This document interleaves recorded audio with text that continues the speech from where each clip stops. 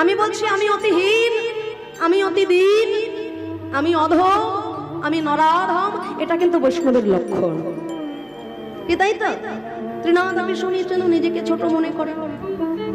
তাহলে আমি তো আসরে উঠে বললাম আমি অতিহীন, আমি অতিদীন, আমি অধম।